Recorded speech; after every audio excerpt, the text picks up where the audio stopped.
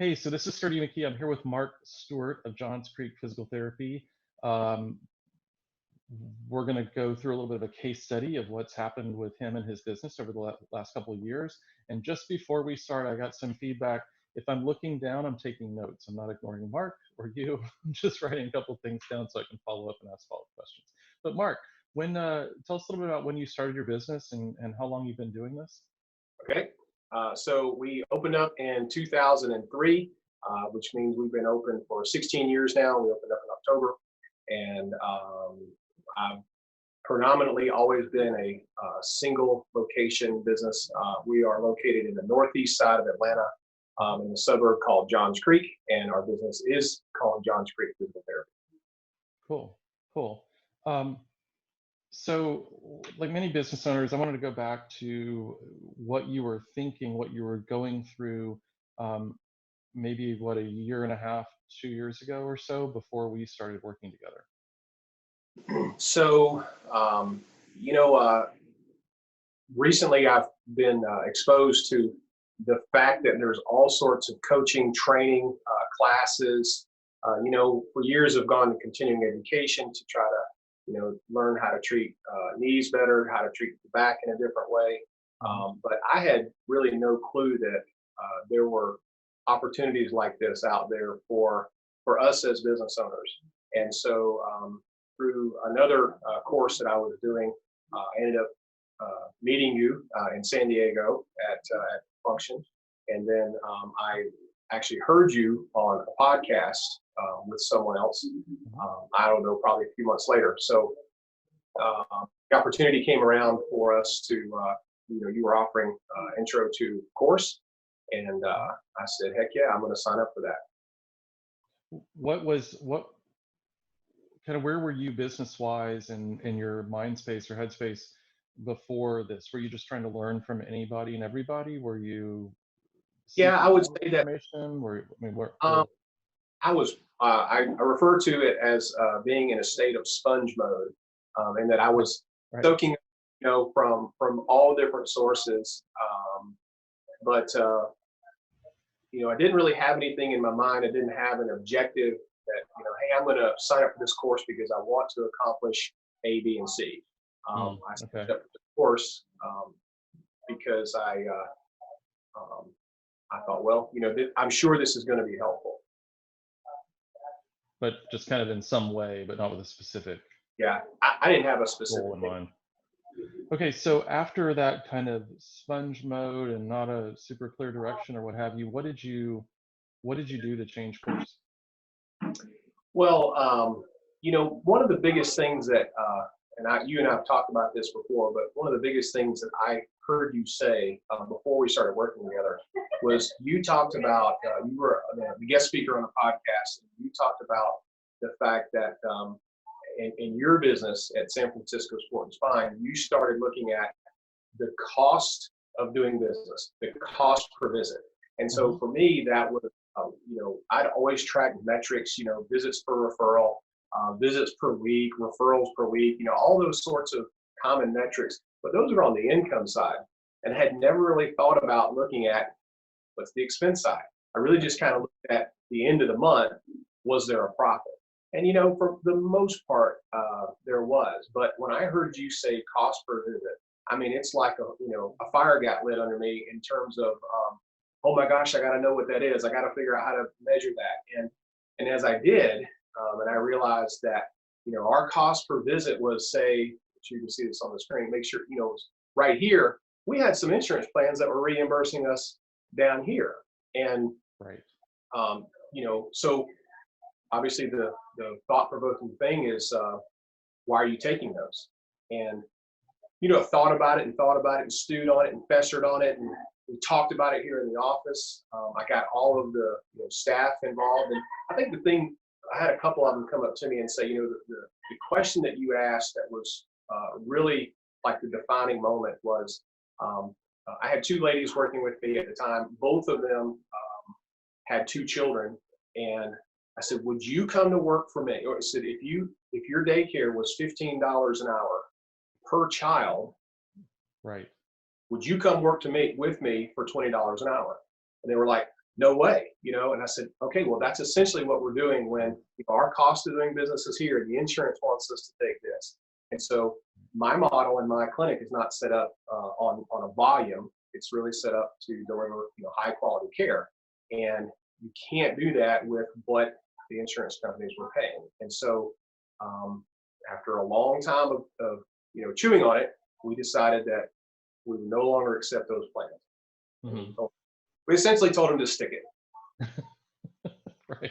Well, and I mean, you have a couple of choices there, right? One of them is to reduce your costs in some way, shape, or form, so that people do that through not necessarily providing the same level of service or care, reducing the expense side to be able to meet those. And then you decided on another path where you Well, weren't willing to compromise your practice model or what you were doing. Right. So therefore the price in essence had to change. Yeah. Is that And fair? Absolutely. And to your point, yes, I spent probably 6 months trying to see if I could get my costs down to come underneath, so that there would be a margin. But as I've made that change and I've talked with different owners, that I've networked with, Sure. I've asked them, look, if you were a plumber and you had to go out and do a job, and you were going to have $300 in materials, would you do the job for $250? And of course, nobody says, yes, that's me, sign me up for that job. And so it really comes down to the same thing. You can, in my mind, you can make an argument about, well, you're filling that empty spot, or at least it's not vacant, but you still have a cost of doing business per visit. And it's been the best thing that we've ever done. So I'm just I was glad that I was on that particular call that day and happened to hear you talk about that, and it just really resonated with me. And it's just made a big difference for how we practice and how our business has grown and developed. Well, and to your credit, along those lines, you decided to do something about it. You investigated, you learned more about it, you explored, you tried different avenues, you weighed the consequences of each, you figured it out, and then you took action. And that makes for a great client coach relationship, but also makes for good business. People who are willing to take action and do something about it, like you did, take the bull by the horn, so to speak. You did a great job with that. And again, you deserve a ton of credit. We've talked about that before too, of putting yourself out there, facing the challenges head on, and then really acting upon it. So congratulations on that, but you deserve all the credit for what you did, not Thanks. Sitting back and not taking action. And just to follow up on that, I knew it would cost me some visits, or at least I anticipated that it would. Well, this is my next question, like what's happening now, right? Yeah, so I didn't know. I'm sure I was probably going to get the cart in front of the horse there, but no, good. So yeah, we actually had several hundred visits less over from 2018 to 2019. Referrals were a few less. However, revenue was just a little bit higher. Total overall revenue was more on, I think it was probably 750 fewer visits. Okay. And so that was pretty amazing. And the end of year profit margin went from about 7% to 14%. So we actually doubled our profit by, not accepting patients at a loss. Cool. Even though it cost us volume. Right, but now you're not losing money on the volume and trying to scramble with that, and you don't have the associated costs. Right. For seeing those people. Right, cool. So what do you recommend, someone who is in that sponge mode, who's looking around, trying to learn from everybody, what do you recommend that they do? Well, call Stewart McKee. Well, maybe in broader terms.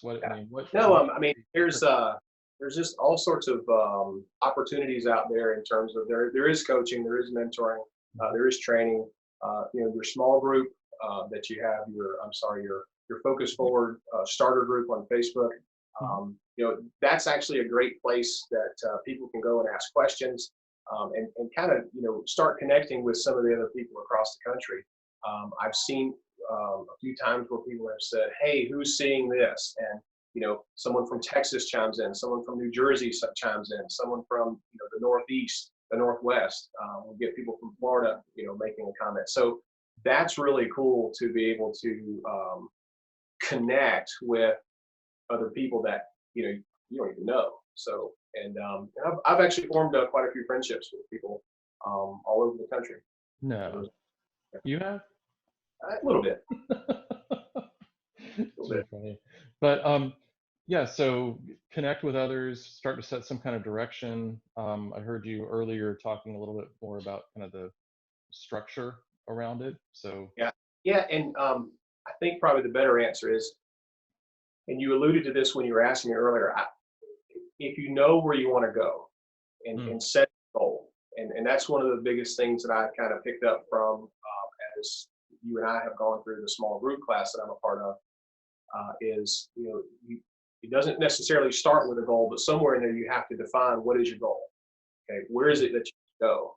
And then you start laying the groundwork and the framework for how you're going to get there. So I didn't go into the coaching class with, hey, I want to be able to double my profit.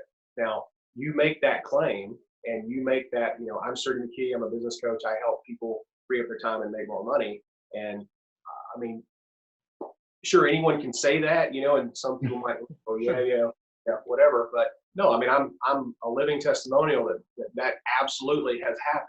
And yeah, it's awesome. I mean, it's a great feeling. So that, the position that we're in. So we still have our share of struggles just like anyone else, but no, that's business, right? Yeah, but it's way. So if someone's looking for some help or whatever, I would say probably the thing to first think of is, what is it that you want to accomplish, and have a goal of, hey, we're not making any money. We're seeing 400, 500 visits a month, but we're not making any money. Well, why is that? And analyzing that cost per visit is a great place to start. Yeah, it is. Good. Thank you. And along those lines, you mentioned the time thing too. You don't have to go to any great detail, but you were able to leave the country for a few weeks. Yeah. Yeah. So how was the business when you got back? Well, so I left, went out of the country for about 2 weeks in the month of December. And of course, in December, we have Christmas Eve, Christmas Day, New Year's Eve. Sure. December was our busiest month last year. Nice. And I wasn't even here for probably 3 or 4 weeks. So that was, that was pretty stinking awesome, and, but yeah, we had things in place and systems in place. And, that's also been something I've picked up in my work that I've done with you for the coaching. Yeah, I still use, and I love your quote. If you want to share it, if you don't remember, I will. But the front desk, kind of talking with them about what the reason for a process. I'm pretty sure what I said to you was, a process is a series of steps that you either take or that you follow that lead you to success. Yeah. Right. It's not to make your life more onerous or more corporate or anything else. It's to make it smooth, easier. Yeah. And, along those lines, I was actually just thinking of, you and I were talking one day about some of the challenges I had with the workshops. And I found for us, putting an article in the paper worked better than what I would call an ad. And I had one of the places I used to advertise, it's a magazine. They've actually gone out of business, but once a quarter, she would give me the inside back cover, and I'd write an article. Okay, it wasn't really an article, but it looked like an article. And you were sharing information. Yeah, sharing information, and that always produced more leads and more people registering for the workshop than just an ad. And so as I've gone, when she went out of business, I'm still in the newspaper. I was trying to write an article every quarter, for whatever I was doing, back pain or whatever. And I was trying to make it different. Spring is here, fall is here, summer is here. And I was writing something different because, you don't talk about snow skiing in the middle of summer. And you were like, Marc, you're killing yourself. Stop doing that. Find something that can be repeatable. And it was, kind of like a V8 moment. Like, yeah, no kidding, but it just kind of took you hey, don't do that anymore. Try this. And so we actually have it now where we just change the date. Just change the date. That's it. The content's there. It's repeatable. It doesn't change. Just change the date. And it's just made life a lot easier. I mean, it's just a lot smoother now that, you've got that content there. You've got that template. Hey, we're going to do a balance workshop next week or in 2 weeks. Okay, what's the date? Boom. That's it. Done. It's not rewriting an article. It's not, trying to find the latest research. You got the info template. So in terms of process, yes, we've got that process down pretty good. Yeah, so much of this is about working smarter, not harder. Sometimes it takes a lot of front end work on some occasions, but once it's in place, Yeah. right, you can repeat it. You've got that routine. Well, that's cool. Thank you so much for sharing a bit of your story and some of the challenges. People can connect with you on the Facebook group if they want to jump in there and join. We'll put a link below. And Marc's at Johns Creek PT down in Johns Creek near Atlanta, Georgia. Thanks, Marc. Appreciate it. You're welcome, sir. Thank you for all your help. Of course.